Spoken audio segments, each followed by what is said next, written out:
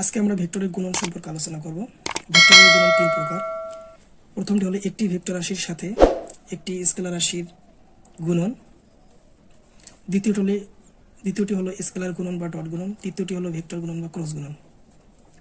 একটি ভেক্টর রাশির সাথে একটি স্কেলার রাশির গুণন এক্সাম্পল হলো f সমান m এ। এখানে m হলো স্কেলার রাশি, a হলো একটি ভেক্টর রাশি। a হচ্ছে ত্বরণ, m হচ্ছে ভর, আর f হচ্ছে একটি বল। তাহলে বল হলো স্কেলার রাশি ও ভেক্টর রাশির গুণফল। যেমন m সমান 5 কেজি, a সমান 2 মিটার পার সেকেন্ড স্কয়ার। তাহলে f সমান 5 × 2 নিউটন সমান লেখা যায় 10 নিউটন। স্কেলার গুণন বা ডট গুণন, মনে করি a একটি ভেক্টর, অপর একটি ভেক্টর b। এদের স্কেলার গুণন হলো a ডট b। এখানে ডট চিহ্ন থাকার কারণে স্কেলার গুণনকে ডট গুণনও বলা হয়। এবং স্কেলার গুণন বলার কারণ হলো a এবং b দুটি ভেক্টর যখন আমরা গুণ করব এদের গুণফল হবে একটি স্কেলার রাশি, যার কারণে এদেরকে স্কেলার গুণন বলা হয়। ভেক্টর গুণন বা ক্রস গুণন, a একটি ভেক্টর, অপর একটি ভেক্টর যদি b হয়, তাহলে a এবং b ভেক্টরের গুণফল হবে একটি ভেক্টর, যার কারণে a এবং b এর গুণনকে আমরা বলি ভেক্টর গুণন। তাহলে ভেক্টর গুণনকে a ক্রস b দ্বারা প্রকাশ করা হয়। যেহেতু এখানে ক্রস চিহ্ন ইউজ করা হয়েছে, যার কারণে ভেক্টর গুণনকে ক্রস গুণনও বলা হয়। আজকে আমরা শুধুমাত্র স্কেলার গুণন বা ডট গুণন নিয়ে আলোচনা করব। প্রতি ক্লাসে আমরা ভেক্টর গুণন নিয়ে আলোচনা করব বা ক্রস গুণন নিয়ে আলোচনা করব। তা ডট গুণন, দুটি ভেক্টর a ও b এর স্কেলার বা ডট গুণন ভেক্টর দুটির মানের এবং তাদের মধ্যবর্তী কোণ আলফা এর কোসাইনের গুণফলের সমান। এটি হচ্ছে ডট গুণন বা স্কেলার গুণনের সূত্র। ওয়াই অ্যাক্সিস বরাবর একটি ভেক্টর a দেখানো হয়েছে, অপর একটি ভেক্টর এখানে b। a এবং b ভেক্টরের মধ্যবর্তী কোণ হলো আলফা। তো ডট গুণন বা স্কেলার গুণনের সূত্র অনুযায়ী আমরা লিখতে পারি a vector dot b vector equal a ভেক্টরের মান গুণন b ভেক্টরের মান ইন্টু কস আলফা। a এবং এখানে আলফা হচ্ছে a এবং b ভেক্টরের মধ্যবর্তী কোণ। তাহলে ডট গুণন বলতেছে দুটি ভেক্টরের ডট গুণন হবে প্রথম ভেক্টর ডট দ্বিতীয় ভেক্টর ইকুয়াল প্রথম ভেক্টরের মান এবং দ্বিতীয় ভেক্টরের মান ইন্টু তাদের মধ্যবর্তী কোণের কোসাইনের গুণফল। অর্থাৎ a dot b equal to a vector modulus a vector modulus b vector into cos alpha. আমরা a ডট b কে দুইভাবে বলতে পারি। a dot b equal to modulus a into modulus b cos alpha. এই লেখাটার উদ্দেশ্য হলো যে a ভেক্টর বরাবর b ভেক্টরের মানের উপাংশের গুণফল a dot b equal to আমরা বলবো যে a ভেক্টরের দিকে b ভেক্টরের মানের উপাংশ ইন্টু a ভেক্টরের মান। তাহলে a ভেক্টরের দিকের সাথে a ভেক্টরের মান গুণন a ভেক্টরের দিকে b ভেক্টরের মানের উপাংশের গুণফল। মডুলাস b কস আলফা হলো b ভেক্টরের উপাংশ, যেটা হচ্ছে a ভেক্টর বরাবর। তাহলে a ভেক্টরের মান গুণন b ভেক্টরের উপাংশ, যেটা x অক্ষ বরাবর অর্থাৎ a ভেক্টর বরাবর। আর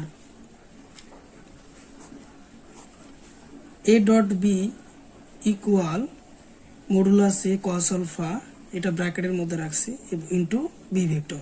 এই কথাটার মানে হলো যে b ভেক্টর এর দিকে a ভেক্টরের উপাংশ, অর্থাৎ b ভেক্টরের মানের সঙ্গে b ভেক্টরের দিকে a ভেক্টরের উপাংশের গুণফলই হবে ডট গুণন, অর্থাৎ a ডট b ভেক্টর, অর্থাৎ a vector dot b vector. তাহলে a ডট b ভেক্টরকে আমরা দুইভাবে বলতে পারি। প্রথমটা হচ্ছে a ভেক্টরের মানের সঙ্গে এ ভেক্টর দিক বরাবর বি ভেক্টর উপাংশের গুণফলই হবে এ ডট বি, অর্থাৎ ডট গুণন। অনুরূপভাবে এ ভেক্টরের বি ভেক্টর বরাবর বি ভেক্টরের মানের সঙ্গে এ ভেক্টরের উপাংশের গুণফলই হবে এ ডট বি গুণন, অর্থাৎ স্কেলার গুণন বা ডট গুণন। এভাবে আমরা দুইভাবে ডট গুণনের সংজ্ঞা বলতে পারি। এখানে এ এবং বি দুটি ভেক্টর সমান্তরালে চলতেছে। আমরা এখন এ ভেক্টর এবং বি ভেক্টরের ডট গুণফল বের করব। যদি এ ভেক্টরের মান বি ভেক্টরের মানের সমান হয়, তাহলে আমরা এ ভেক্টর ডট বি ভেক্টরের গুণফল বের করব, দেখব কি হয়। তাহলে A vector dot B vector equal A ভেক্টরের মান ইন্টু বি ভেক্টরের মান ইন্টু কস আলফা। এ ভেক্টরের মান যেহেতু বি ভেক্টরের মানের সমান, তাহলে বি ভেক্টর সমান আমরা এ ভেক্টর লিখলাম। কস আলফা, যেহেতু আলফা এখানে 0 ডিগ্রি, যেহেতু পরস্পরের সমান্তরাল একই দিকে চলতেছে, এজন্য আলফার মান হবে 0 ডিগ্রি, কস 0 ডিগ্রি। তাহলে মডুলাসে সমান আমরা লিখতে পারি এ স্কয়ার, আর কস 0 ডিগ্রির মান হচ্ছে 1। যখন দুটি ভেক্টরের মান সমান এবং দিক হচ্ছে একই দিকে, তখন এদের ডট গুণফল হবে যে কোনো একটি ভেক্টরের মানের স্কয়ার, অর্থাৎ বর্গ। যদি মান সমান না হয়, যদি modulus A vector equal not modulus B vector এবং তারা একই দিকে চলতেছে, তখন আমরা ডট গুণফল কি পাবো? আমরা এখন বের করি A dot B equal to modulus A modulus B modulus A vector modulus B vector into cos 0 degree, যেহেতু তারা একই দিকে চলতেছে। তাহলে A modulus A vector modulus B vector cos 0 ডিগ্রির মান হচ্ছে 1। যখন একই দিকে চলবে এবং মান ভিন্ন, তখন আমরা এ ডট বি ভেক্টর পাবো মডুলাস এ vector into modulus B vector. এখানে একটি ভেক্টর এ এবং অপর একটি ভেক্টর বি পরস্পর 90 ডিগ্রি কোণে অবস্থান করতেছে, অর্থাৎ আলফা ইকুয়াল টু 90 ডিগ্রি। তাহলে যখন এ একটি ভেক্টর বি অপর একটি ভেক্টর পরস্পর 90 ডিগ্রি কোণে ক্রিয়াশীল, তখন আমরা ডট গুণন বা স্কেলার গুণন কি পাবো? আমরা এখন বের করি। তাহলে A vector dot B vector equal modulus A vector modulus B vector into cos 90 degree. Cos 90 ডিগ্রির মান হচ্ছে 0। তাহলে A vector dot B vector equal আমরা পাবো 0, অর্থাৎ দুটি ভেক্টর যখন পরস্পরের 90 ডিগ্রি কোণে ক্রিয়াশীল হবে, তাদের ডট গুণফল বা স্কেলার গুণফল হবে 0। এখান থেকে আমরা বলতে পারি, যখন দুটি ভেক্টরের মান 0 নয়, তখন যদি এদের ডট গুণফল 0 হয়, তখন আমরা বলবো যে ভেক্টর দুটি পরস্পর 90 ডিগ্রি কোণে ক্রিয়াশীল। আবার বলতেছি যে এ এবং বি ভেক্টরের মান 0 নয়, অর্থাৎ দুটি ভেক্টরের মান 0 নয়, এদের যখন ডট গুণফল 0 হবে, তখন আমরা বলবো যে ভেক্টর দুটি পরস্পর 90 ডিগ্রি কোণে ক্রিয়াশীল। এখানে দুটি ভেক্টর এ এবং বি পরস্পর 180 ডিগ্রি কোণে অবস্থান করতেছে। যখন এ এবং বি ভেক্টর দুটি 180 ডিগ্রি কোণে অবস্থান করবে, তখন আমরা ডট গুণন পাবো।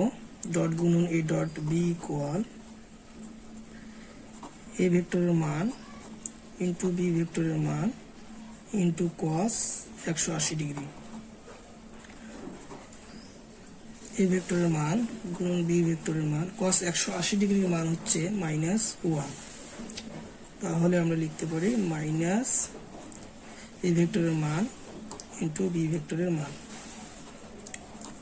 তো a vector dot B vector equal to আমরা লিখতে পারলাম মাইনাস এ ভেক্টরের মান ইন্টু বি ভেক্টরের মান। অর্থাৎ যখন 180 ডিগ্রি কোণে দুটি ভেক্টর অবস্থান করবে তখন তাদের ডট গুণন হবে নেগেটিভ, অর্থাৎ ডট গুণন পাবো আমরা দুটি ভেক্টরের মানের গুণফলের সঙ্গে নেগেটিভ, অর্থাৎ মান হবে মাইনাস। দুটি ভেক্টরের মধ্যবর্তী কোণ, যে কোনো দুটি ভেক্টরের মধ্যবর্তী কোণ আলফা হবে 0 ডিগ্রির চেয়ে বড় বা সমান এবং 180 ডিগ্রির চেয়ে ছোট বা সমান, এটি হবে আলফা মান। যে কোনো দুটি ভেক্টরের মধ্যবর্তী কোণ হবে 0 ডিগ্রির চেয়ে বড় বা সমান এবং 180 ডিগ্রির চেয়ে ছোট বা সমান, এটি হবে যে কোনো দুটি ভেক্টরের মধ্যবর্তী কোণ। আমরা এখন আয়ত একক ভেক্টরের ডট গুণন করব। এখানে OX অক্ষকে X অক্ষ, OY কে Y অক্ষ এবং OZ কে Z অক্ষ বলা হয়। X অক্ষ, Y অক্ষ, Z অক্ষ পরস্পরের 90 ডিগ্রি কোণে অবস্থান করতেছে। X অক্ষ বরাবর একক ভেক্টর I ক্যাপ, Y অক্ষ বরাবর একক ভেক্টর J ক্যাপ এবং Z অক্ষ বরাবর একক ভেক্টর K ক্যাপ দেখানো হয়েছে। যেহেতু X অক্ষ, Y অক্ষ, Z অক্ষ পরস্পর 90 ডিগ্রি কোণে অবস্থান করতেছে, তাই আমরা বলতে পারি একক ভেক্টর I, একক ভেক্টর J, একক ভেক্টর K পরস্পর 90 ডিগ্রি কোণে অবস্থান করতেছে। এখন আমরা যে কোনো দুটি একক ভেক্টরের ডট গুণন বের করব, X অ্যাক্সিস বরাবর, Y অ্যাক্সিস বরাবর এবং Z অ্যাক্সিস বরাবর। প্রথমে আমরা X অ্যাক্সিস বরাবর একক ভেক্টর, অর্থাৎ X অ্যাক্সিস বরাবর দুটি একক ভেক্টর I এর ডট গুণন বের করব। তাহলে I vector dot I vector equal two, অর্থাৎ X অ্যাক্সিস বরাবর দুটি একক ভেক্টর I, দুটি একক ভেক্টর X অ্যাক্সিস বরাবরের মধ্যবর্তী কোণ হবে 0 ডিগ্রি। তাহলে I dot I equal to লিখতে পারি I ভেক্টরের মান ইন্টু I ভেক্টরের মান cos, যেহেতু X অ্যাক্সিস বরাবর দুটি I ভেক্টরের মধ্যবর্তী কোণ হচ্ছে 0 ডিগ্রি। যেহেতু আমরা জানি যে একক ভেক্টরের মান হচ্ছে 1 একক, তাহলে modulus I cap equal to আমরা লিখতে পারি 1 ইন্টু I ক্যাপ 1, cos 0 ডিগ্রির মান হচ্ছে 1, তাহলে আমরা লিখতে পারি 1 গুণন 1 গুণন 1 সমান 1, অর্থাৎ X অ্যাক্সিস বরাবর দুটি একক ভেক্টর I এর গুণফল হবে 1। অনুরূপভাবে আমরা Y অ্যাক্সিস বরাবর দুটি একক ভেক্টর, অর্থাৎ J ভেক্টরের গুণফল বের করব। তাহলে J dot J equal to লেখা যায় J ভেক্টরের মান ইন্টু J ভেক্টরের মান ইন্টু cos 0 ডিগ্রি, অর্থাৎ Y অক্ষ বরাবর দুটি J একক ভেক্টরের মধ্যবর্তী কোণ হবে 0 ডিগ্রি। তাহলে 1 ইন্টু 1 cos 0 ডিগ্রির মান হচ্ছে 1। তাহলে এখানেও আমরা Y অক্ষ বরাবর দুটি একক ভেক্টরের গুণফল পেলাম আমরা 1। অনুরূপভাবে Z অ্যাক্সিস বরাবর দুটি একক vector K into K equal to K ভেক্টরের মান ইন্টু K ভেক্টরের মান cos 0 ডিগ্রি। তাহলে আমরা লিখতে 1 ইন্টু 1 cos 0 ডিগ্রির মান হচ্ছে 1, তাহলে লিখতে পারি আমরা 1। এখন আমরা X অ্যাক্সিস এবং Y অ্যাক্সিস, X অ্যাক্সিস বরাবর একক ভেক্টর I এবং Y অ্যাক্সিস বরাবর একক ভেক্টর J এর ডট গুণফল বের করব। তাহলে I dot J equal to লিখতে পারি আই ভেক্টরের মান ইন্টু জে ভেক্টরের মান ইন্টু কস, যেহেতু আই এবং জে ভেক্টরের মধ্যবর্তী কোণ হচ্ছে 90 ডিগ্রি, তাই আমরা এখানে 90 ডিগ্রি বসাবো। তাহলে আই ডট জে, আই ভেক্টরের মান হচ্ছে 1 একক, জে ভেক্টরের মান হচ্ছে 1 একক এবং কস 90 ডিগ্রির মান হচ্ছে 0, অর্থাৎ আই ডট জে ইকুয়াল 0। অনুরূপভাবে কে ডট আই বের করব, কে ডট আই, তাহলে কে ভেক্টরের মান হচ্ছে 1 একক এবং আই ভেক্টরের মান হচ্ছে 1 একক এবং দুটি ভেক্টরের কে ভেক্টর এবং আই ভেক্টরের মধ্যবর্তী কোণ হচ্ছে 90 ডিগ্রি, কস 90 ডিগ্রি মান 0, অর্থাৎ কে ডট আই ইকুয়াল টু আমরা লিখতে পারি 0। অনুরূপভাবে আমরা জে ডট কে ভেক্টর বের করব, J dot K vector equal to লিখতে পারি আমরা 1 into 1 cos 90 degree equal to লিখতে পারি আমরা 0। যখন দুটি একক ভেক্টরের মধ্যবর্তী কোণ হবে 90 ডিগ্রি তখন এদের ডট গুণফল হবে 0, এবং যখন দুটি একক ভেক্টরের মধ্যবর্তী কোণ 0 ডিগ্রি হবে তখন এদের ডট গুণফল হবে 1। এখানে আমরা I dot J equal to আমরা 0 পাইছি। অনুরূপভাবে J dot I equal to আমরা 0 পাবো। এখানে কে ডট আই সমান আমরা 0 পাইছি, এখানে আই ডট কে সমানও আমরা 0 পাবো। এখানে J dot K equal to আমরা 0 পাইছি, কে ডট জে ইকুয়াল টু আমরা 0 পাবো। দুটি ভেক্টরের মধ্যবর্তী কোণ, এখানে পি একটি ভেক্টর, অপর একটি ভেক্টর কিউ। এই দুইটা ভেক্টরের মধ্যবর্তী কোণ থিটা বা আলফা যদি হয় তাহলে আলফা বা থিটা বের করার নিয়ম হলো এদের ডট গুণফল থেকে পাওয়া যাবে। তাহলে p vector dot q vector equal to লিখতে পারি আমরা পি ভেক্টরের মান ইন্টু কিউ ভেক্টরের মান এদের মধ্যবর্তী কোণের কোসাইন আলফা, তাহলে কস আলফা। তাহলে কস আলফা ইকুয়াল টু লিখতে পারি আমরা modulus p vector dot q vector ভাগ পি ভেক্টরের মান ইন্টু কিউ ভেক্টরের মান। এখানে পি একটি ভেক্টর ও কিউ একটি ভেক্টর দেখানো হয়েছে। এখানে p vector dot q vector equal to what, modulus p vector equal to what, modulus q vector equal to what এবং আলফা ইজ ইকুয়াল ওয়াট। এখন প্রথমে আমরা দুটি ভেক্টর পি এবং কিউ এর ডট গুণন বের করব, তারপরে আমরা পি ভেক্টরের মান বের করব, তারপর কিউ ভেক্টরের মান বের করব এবং সবশেষে আমরা পি এবং কিউ ভেক্টরের মধ্যবর্তী কোণ আলফা নির্ণয় করব। তাহলে প্রথমে পি ডট কিউ নির্ণয় করি।